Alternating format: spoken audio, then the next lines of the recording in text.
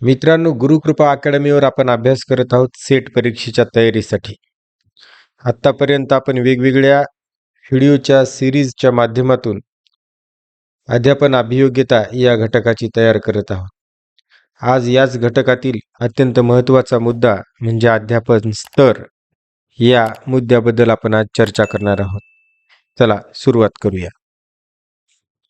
अध्यापनाचा स्तर ही संकल्पना ऐकून तर आपल्याला नवीन वाटू शकते. अध्यापनाचा स्तर ही संकल्पना नवी का वाटते? कारण स्तराविषयी विचार जास्त केला गेला नाही, आणि केला तर तो केवळ विद्यार्थ्याच्या स्तराचा विचार केला गेला. अध्यापनाच्या स्तराचा विचार कधीच केला गेला नाही, परंतु विद्यार्थ्याचा स्तर जो आहे हा त्याच्या अध्ययनावर अवलंबून असतो. आणि अध्ययन म्हणजे शिकणं हे कशावर अवलंबून असतं? तर अध्यापनावर. म्हणजेच जर अध्यापन ज्या स्तराचं झालं त्या स्तराचं अध्ययन होईल आणि त्या स्तराचा विद्यार्थी बनेल. एकमेकास पूरक ह्या गोष्टी आहेत, त्यामुळं या दोन्ही गोष्टी ह्या एकमेकावर अवलंबून आहेत, त्याचा परिणाम एकमेकावर दर्शवत असतात. ठीक आहे, त्यामुळं अध्यापनाचे स्तर लक्षात घेणं अत्यंत गरजेचं आहे. पहा, आपल्याला या ठिकाणी त्रिकोण दिसतोय, परंतु हा त्रिकोण उलट पद्धतीने मांडलेला आहे. असं का? हे आपल्याला जशा संकल्पना स्पष्ट होत जातील तसं आपल्या लक्षात येईल. स्मृती स्तर ही संकल्पना आपण थोडक्यात स्पष्ट करून घेऊ. स्मृती याचा अर्थ लक्षात ठेवणे, पाठांतर करणे, माहिती जाणणे. ठीक आहे, याला बोलीभाषेमध्ये आपण पाठांतर करणे असं म्हणतो. आकलन स्तर याचा अर्थ काय? मिळालेल्या माहितीचे प्रगटीकरण म्हणजेच आकलन होय. ठीक आहे, त्याला आपण काय करूया? उपयोजनाची सुद्धा जोड देऊया. दिलेल्या माहितीचे उपयोजन करण्याची क्षमता विकसित होणे. मग चिंतन स्तर काय आहे? तर जे लक्षात ठेवले, जे प्रगट करण्याची शक्ती निर्माण झाली, क्षमता निर्माण झाली, याचा वापर करून दिलेली समस्या सोडवणे, योग्य ती निर्णय प्रक्रिया राबवणे, ही क्षमता प्राप्त झाली की असं समजायचं की चिंतन स्तर प्राप्त झालेला आहे. पहा, मुद्दामून हा त्रिकोण उलट पद्धतीने मांडलाय, कारण स्मृती स्तर हा सर्वात कमी समजला जाणारा स्तर आहे. सर्वात कमी स्तरावरचं अध्ययन, अध्यापन, विद्यार्थ्याचा फायदा हा सगळ्यात कमी या स्तरामध्ये होतो.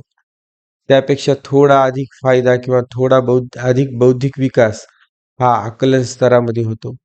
तर सर्वात जास्त फायदा विद्यार्थ्यांचा किंवा सर्वात जास्त बौद्धिक विकास हा चिंतन स्तरामध्ये होतो.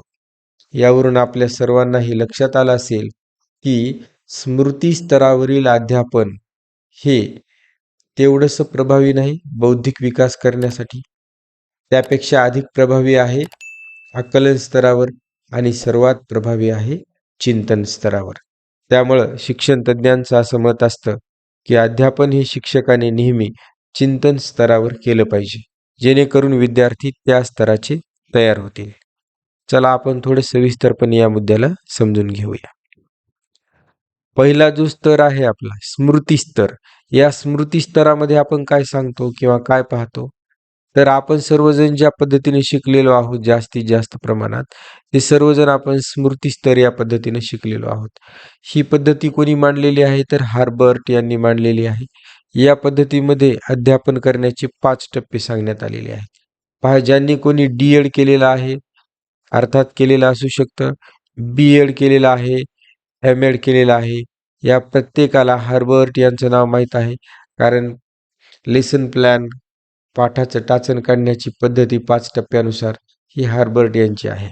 ठीक आहे, आणि ही हार्बर्ट यांची पद्धती ही पहिल्या स्तरावरील अध्यापनास पूरक आहे, ते म्हणजे स्मृती स्तर. आता यातले ही प्रस्तावना, विषय विवेचन, तुलना, समानीकरण, उपयोजन हे सर्व टप्पे आपल्या परिचयाचे आहेत. थोड्याफार वेगळ्या नावाने ते तिथे मांडलेले आहेत. ठीक आहे, मग या पद्धतीमध्ये काय केलं जातं? तर शिक्षक हा सर्वाधिक सक्रिय राहतो स्मरण पद्धतीमध्ये, कारण तो सारखं सांगण्यावर आणि स्पष्टीकरण देण्यावर काम करत राहतो. हा स्तर निम्न किंवा कनिष्ठ स्तर मानला जातो. कशासाठी? बौद्धिक विकास जो साध्य करायचा आहे आपल्याला विद्यार्थ्याचा, तो बौद्धिक विकास साध्य करण्यासाठी सर्वात कमी शब्द व्यवस्थित लक्षात घ्या. सर्वात कमी बौद्धिक विकास किंवा निम्न स्तरावरील अध्यापन, कमीत कमी प्रभावी अध्यापन हे या स्मृती स्तरामध्ये होत असतं. आणि इथे सगळ्या वापरल्या जाणाऱ्या पद्धती ज्या आहेत अध्यापन पद्धती, त्या शिक्षक केंद्रीय असणार आहेत. इथे परत स्मृतीवर भर दिला जातो. दुसरी गोष्ट, या पद्धतीमध्ये मूल्यमापन जेव्हा आपण विद्यार्थ्याचं करतो तेव्हा लेखी परीक्षा, वस्तुनिष्ठ प्रश्न यासारख्या गोष्टींचा उपयोग केला जातो. आपण एक उदाहरण पाहू जेणेकरून हे सर्व मुद्दे आपल्याला व्यवस्थित स्पष्ट होतील. पहा, विज्ञानामध्ये एक घटक शिकवला आपण, आम्ल व आम्लारी.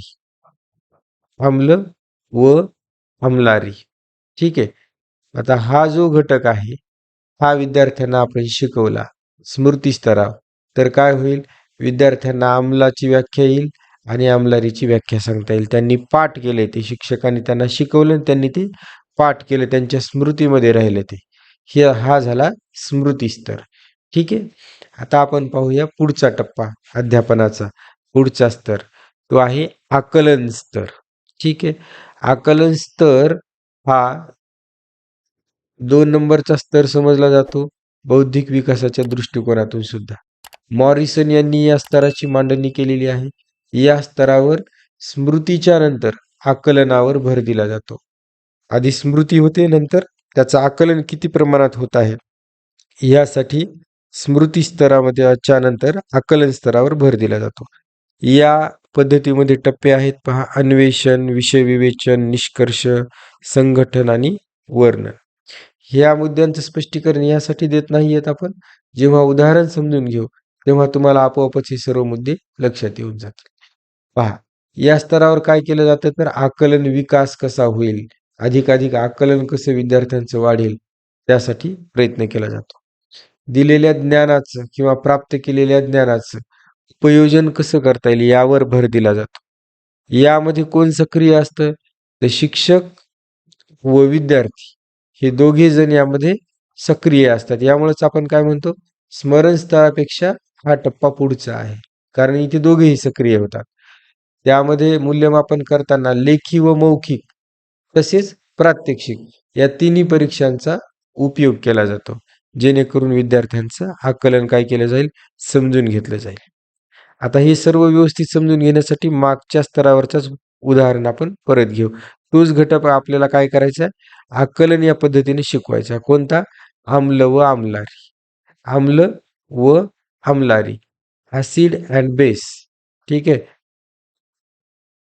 मग हा घटक शिकवल्यानंतर, त्याचं स्पष्टीकरण दिल्यानंतर शिक्षक विद्यार्थ्यांना केवळ त्याच्या व्याख्या विचारणार नाहीत, तर शिक्षक काय प्रश्न देतील, आम्ल व आम्लारी यांच्यातील फरक उदाहरणासह स्पष्ट करा. यांच्यातील फरक उदाहरणासह स्पष्ट करा. मग आम्ल आणि आम्लारीची व्याख्या ही केवळ स्मरण स्तरापुरती पाठ झाली, विद्यार्थ्यांना स्मरण झाली, परंतु त्यांच्यातला फरक स्पष्ट करण्यासाठी ती माहिती त्यांना व्यवस्थित समजायला हवी, तरच ते या दोघातील फरक समजून सांगतील. समजणं म्हणजेच त्यांना हे सर्व आकलन व्हायला हवं, आणि हे आकलन झालं तरच ते शेवटच्या मुद्द्यामध्ये त्यांची उदाहरणं सुद्धा सांगू शकतील, अन्यथा सांगू शकणार नाहीत. हा झाला आकलन स्तर. सर्वात शेवटचा आणि तिसरा टप्पा कोणता आहे मग अध्यापन स्तराचा, तर तो आहे चिंतन स्तर. या चिंतन स्तरामध्ये काय केलं जातं मग, तर पहा, ही संकल्पना हंट यांनी मांडलेली आहे, आणि चिंतन स्तरातील घटक इथे आपण पाहूया. उद्देश, संरचना आणि सामाजिक प्रणाली हे चिंतन स्तरातील घटक आहेत. हंट यांनी जरी ही संकल्पना किंवा हा स्तर मांडला असला तरी जॉन डुई यांचं नाव पहा, परत परत येतंय. जॉन डुई हे जे शिक्षण तज्ज्ञ आहेत, यांनी सर्वप्रथम ह्या मांडणीचे, या स्तराचे समर्थन केलेलं आहे. ठीक आहे. कोणत्या? तर चिंतन स्तराचं. आणि ही गोष्ट वारंवार लक्षात ठेवायची की सर्वोच्च बौद्धिक विकास करणारं, सर्वोच्च विद्यार्थ्यांचा फायदा करून देणारं अध्यापनाचा स्तर म्हणजे चिंतन स्तर आहे. ठीक आहे. यात काय काय केलं जातं, तर विश्लेषण, संश्लेषण आणि मूल्यमापन या गोष्टी विकसित करण्यावर भर दिला जातो. पहिल्या टप्प्यात केवळ स्मरणावर भर दिला गेला. दुसऱ्या टप्प्यामध्ये स्मरण आणि आकलनावर भर दिला. इथं त्याच्याही पुढच्या स्टेप्स आहेत, त्या म्हणजे विश्लेषण, संश्लेषण आणि मूल्यमापन करण्याच्या. त्यानंतर हा अध्यापनातील सर्वोच्च स्तर आहे. ठीक आहे. याचा उपयोग कोणत्या पद्धतीने केला जातो ह्या अध्यापन स्तराचा?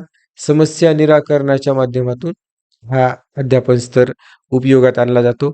इथे चिकित्सक विचार व सृजनशील विचारांना वाव दिला जातो. त्याचबरोबर विद्यार्थ्यांची आंतरिक प्रेरणा सुद्धा जागृत करण्याचं काम केलं जातं इथं. ठीक आहे. आणि मूल्यमापन करत असताना लेखी, तोंडी, प्रात्यक्षिक यासोबत मुक्तोत्तरी व चिंतनशील प्रश्नांचा उपयोग केला जातो चिंतन स्तरावरील अध्यापनामध्ये. आता आपण इथे पण सुद्धा तेच उदाहरण घेऊया जे सुरुवातीपासून आपण घेतोय. आम्ल व आमलारी. आता या ठिकाणी जेव्हा शिक्षक अध्यापन करतील त्यानंतर ते काय करायला सांगतील, की तुम्हाला या ठिकाणी 2 ग्लासमध्ये 2 द्रावणं ठेवलेली आहेत आणि त्याच्याच बाजूला तुम्हाला आवश्यक असं प्रयोगासाठीचं साहित्य ठेवलेलं आहे. तुम्ही या साहित्याच्या मदतीनं या दोन्ही ग्लासमधील दिलेले जे पदार्थ आहेत ते आम्ल आहेत की आम्लारी आहेत ते शोधून दाखवायचं आणि त्यासोबतच आपल्या घरातील काही आम्लधर्मी व काही आम्लारी धर्मी पदार्थांची नावं सांगायची आहेत. आता हा मुद्दा कधी होऊ शकेल, ज्यावेळेस सुरुवातीला विद्यार्थ्यांना आम्ल व आम्लारी याची व्याख्या लक्षात राहील. ठीक आहे. त्याच्यानंतर त्या व्याख्येचं व्यवस्थित आकलन झालेलं असेल, की कसं ओळखायचं, काय करायचं, काय नाही. ठीक आहे. आणि हे सगळं झाल्यानंतर या गोष्टींचा उपयोग कसा करायचा, त्याचे ॲक्च्युअल त्यांना काय करावं लागणार आहे, विचार करून कृती करावी लागणार आहे. ही समस्या सोडवावी लागणार आहे. तेव्हा जाऊन त्यांच्या डोक्यातील सर्व ज्या सृजनशील विचार आहेत, चिकित्सक विचार आहेत, संश्लेषण, विश्लेषण आणि मूल्यमापन करण्याची प्रक्रिया आहे, ही घडू लागेल. आणि हे सगळं तेव्हा ते करतील, तेव्हा ते मांडू शकतील, की ए नावाच्या पात्रातील द्रावण हे आम्लधर्मी आहे, तर बी नावाच्या पात्रातील द्रावण हे आम्लारी धर्मी आहे. ही सर्व कृती केल्यानंतर पहा, या उदाहरणावरून मला असं वाटतं, की आपल्याला निश्चितपणे स्पष्ट झालं असेल, की चिंतन स्तर काय आहे, आकलन स्तर काय आहे आणि स्मृती स्तर काय आहे. सर्वोच्च स्तरावर चिंतन स्तर कशा पद्धतीने भूमिका बजावतो, कारण इथे विद्यार्थ्याला भरपूर असा विचार करावा लागतो आणि त्याने जे काही शिकले त्या सर्व गोष्टींचा इथे त्याला उपयोग करावा लागतो. ठीक आहे. तर मित्रांनो, हे 3 स्तर आहेत अध्यापनाचे. आपल्यासाठी नवीन होते, पण आपण त्याला अतिशय सोपं करून मांडलेलं आहे. मागच्याच वर्षीच्या परीक्षेमध्ये प्रश्न आलेला आहे, की समस्या निराकरण ही पद्धती, अध्यापनाची जी पद्धती आहे, आपण पाहिल्या ह्या पद्धती. समस्या निराकरण ही जी पद्धत आहे, ही कोणत्या स्तरावरील अध्यापनामध्ये वापरली जाते? स्मृती स्तर, चिंतन स्तर, आकलन स्तर का इतर? पहा आता ही समस्या निराकरण मग पद्धती प्रश्न कशा आहे? ही पद्धती विद्यार्थी केंद्रीय आहे. ज्याच्यामध्ये विद्यार्थ्यांना काय दिलं जातं, एक समस्या आणि त्यात विद्यार्थी स्वतः सोडवायला कामाला लागतात, विचारायला लागतात, उपयोजनाला लागतात. आणि आपण इथं मुद्दा पण घेतलेला आहे, की समस्या निराकरण पद्धतीचा उपयोग किंवा त्या दृष्टिकोनाचा उपयोग हा चिंतन स्तरामध्ये केला जातो. ठीक आहे. मग आपण जर ही गोष्ट, ही संकल्पना समजून घेतलेली असेल, पण बिनधास्तपणे या प्रश्नाचं उत्तर देऊ शकतो, की समस्या निराकरण ही पद्धती चिंतन स्तरावर वापरली जाईल. ठीक आहे. एक सोपी ट्रिक आहे पहा.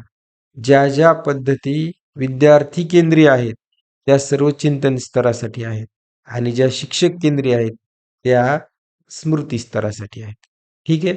तर अशा पद्धतीने मित्रांनो आपण आजच्या व्हिडिओमध्ये स्मृती स्तर, आकलन स्तर आणि चिंतन स्तर हे अध्यापनाचे 3 स्तर अभ्यासले आहेत.